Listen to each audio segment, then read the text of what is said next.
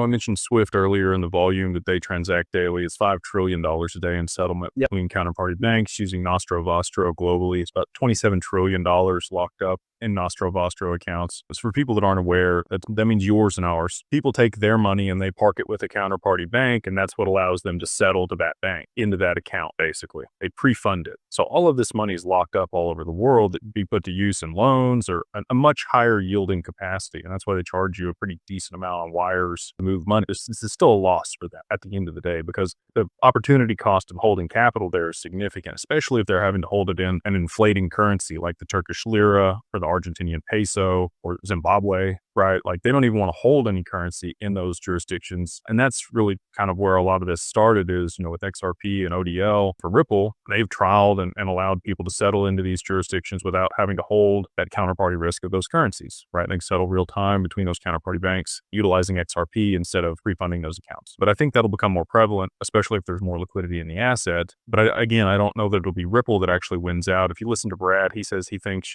by 2030, they'll have maybe 14% of Swift volume at Ripple. Brad wouldn't just throw out a number.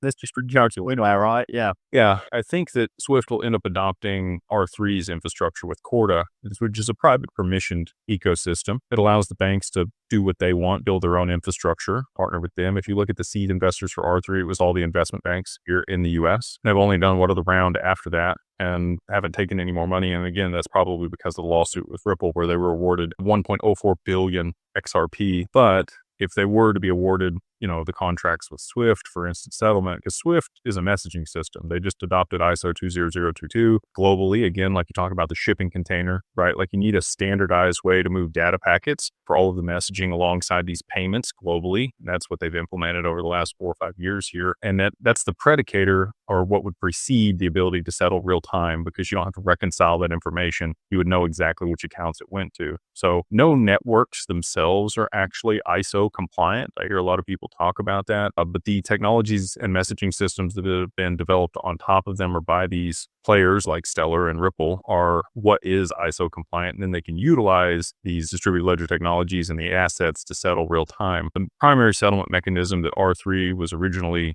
intended for was XRP. They partnered with Solana to trial some things. I know there was people that talked about that here recently, but if there's enough liquidity in XRP and if there's legal clarity around stuff, which there is for XRP and these other assets are still waiting on the Clarity Act, if something were to occur, I think that R3 that were awarded those contracts, or maybe even Project Ion, which they developed in correlation with the DTCC, were needed, they would lean on XRP for the settlement of those transactions.